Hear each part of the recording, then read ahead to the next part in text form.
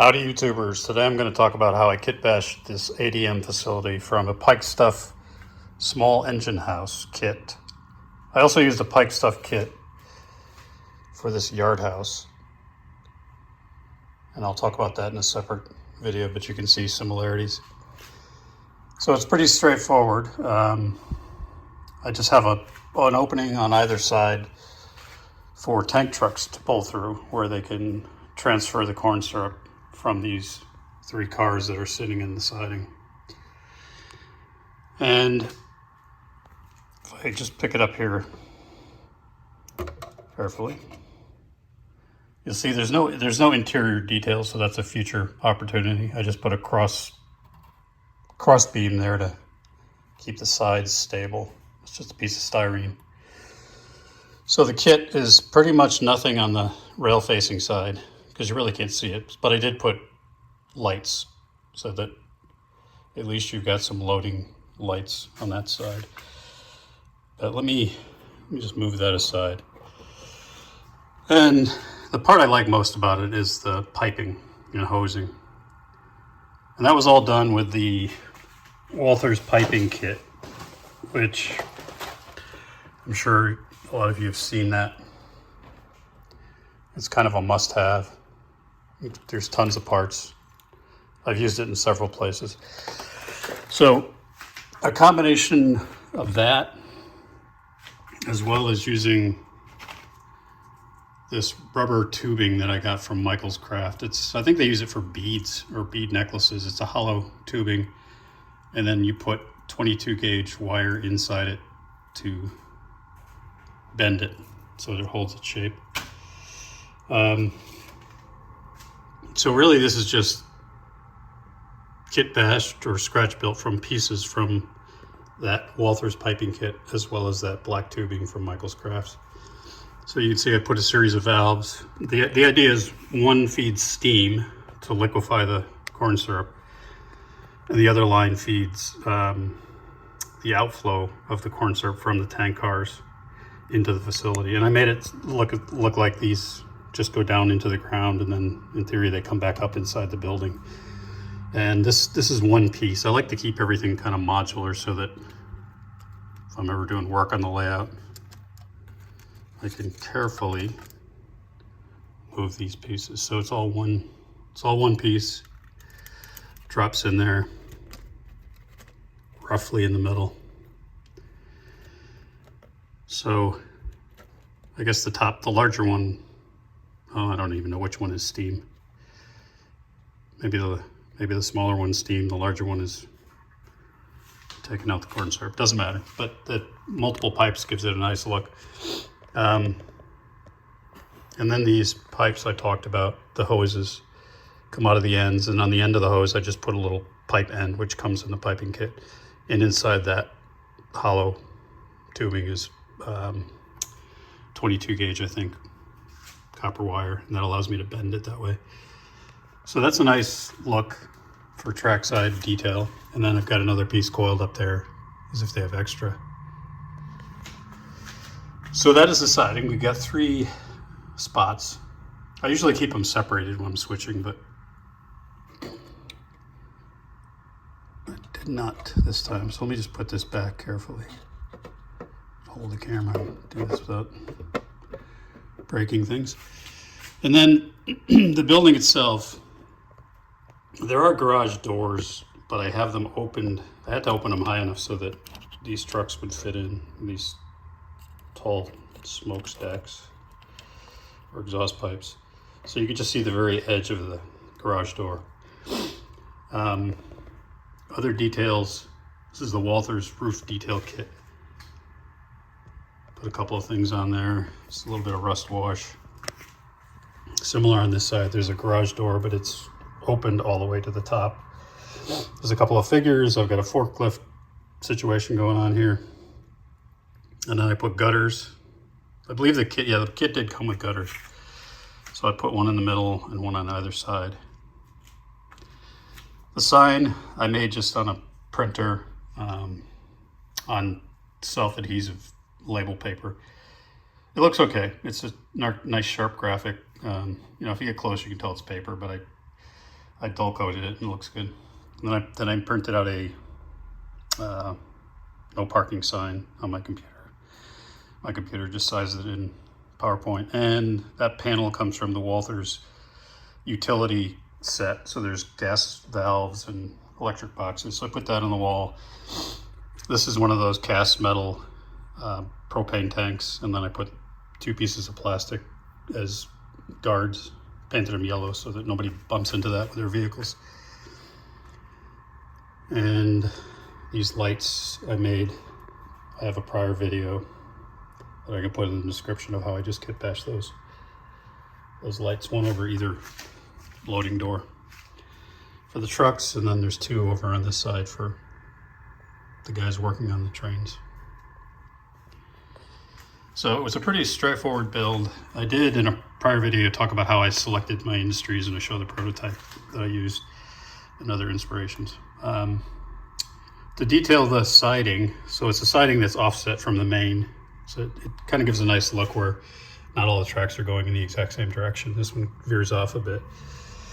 And it's fenced in with Alkem chain link fencing. I've done a couple videos on that. So we've got some gates that open when you're doing switching. There's a derailleur on the inside of the gates here. So when you're done with your operation, when you're done with your switching, you close the derailleur, close the gates. The facility, the siding is fenced in all the way around with barbed wire fence.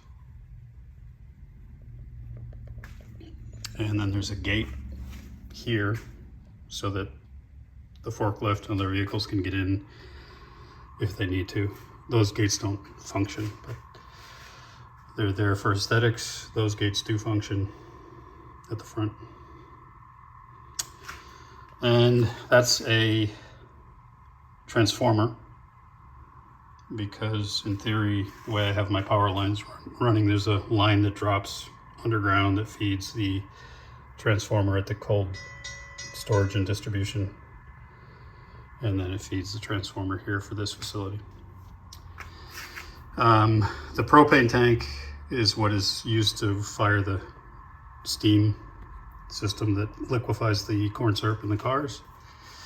So with all my scenes, I like to have some idea of what's actually happening rather than just throwing random details, including there's a through the wall, it's a window air conditioner, but through the wall, the Carrier logo up above the door. I posted a video on how I made that.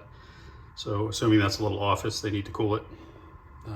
No big rooftop air conditioning because the facility is generally open for the vehicles to go through. So basically, trucks will come in off the road, and you assume that the road continues off the layout. They'll pull through this building, they'll get their load of corn syrup, and they'll go on their way off to whatever business needs that corn syrup. So that is the ADM facility. It has 3 car spots. Usually in the first round of switching, I'll swap out, I'll take out this, assuming it's empty, and I'll push these 2 back, and then I'll put a full one here. So it's a constant rotation. And then the second round of switching, I'll take out 2 empties, push this one forward, and put in 2 full. So it works nice having 3 spots. It gives you a lot more activity on that one siding. The siding goes over the 3 track crossings, so it is sensored with 4 sensors. So it triggers the crossing signal when you go over that. So it gives you a little more of a challenge where you have to make sure you wait for that crossing, sound the horn, and not tie up the crossing too long. A couple of figures. There's one guy with a barrel of corn syrup, I guess, and he's approaching the guy in the forklift, and then there's a guy here that's just barking orders. So I like to have a couple of figures in every scene, not too many, but just to give it a bit of a feeling of life. What other details? That's pretty much it. Oh, the weathering is nothing more than I did spray this one with dull coat, the whole building, and then I just used powdered pigments, the Vallejo that I've used in multiple other videos. I used the burnt umber and the natural oxide black. And rust wash. Let's see if I can find the rust wash for you. This is the rust wash I use. It's an enamel liquid. That gives what's running off the roof there, and then the black and brown coming down the sides of the building. Just subtle enough to make it look like it's a little grungy from rain and weather. And then the road is spackling that I put down and sanded that. It's a little dusty and dirty, but that just adds to it, I think. And then the gravel road coming out of these gates, it spills over onto the pavement. Got a stop sign coming out of the facility. That guy there is a conductor, so that when you're switching, he's taking care of that siding. So there's the ADM facility. Pikestuff Small Engine House kit, Walther's roof detail kit, Walther's piping kit for my favorite part, the hoses, and scratch building, air conditioner and loading bay lights. And make your own signs. And then the Walther's utility details for the electric box. Also, that transformer comes from a Walther's. I think it's like an electric transformer kit, if I'm not mistaken. I've got a few of them around the layout. There's a smaller one there behind the pickup truck for the yard facility. So you can see similarities to this yard facility, which is also a Pikestuff kit. So I'll do a separate video on that.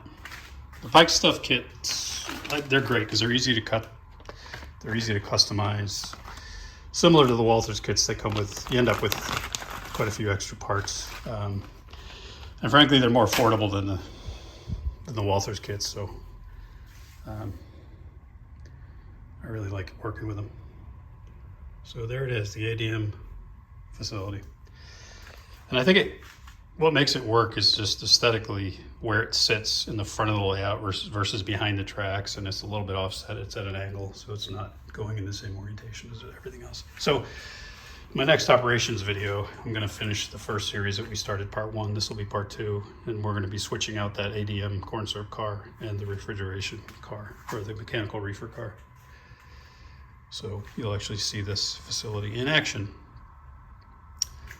So if you have any questions or any comments about the ADM facility, go ahead and leave them in the comments. And as always, please like and subscribe. Thanks.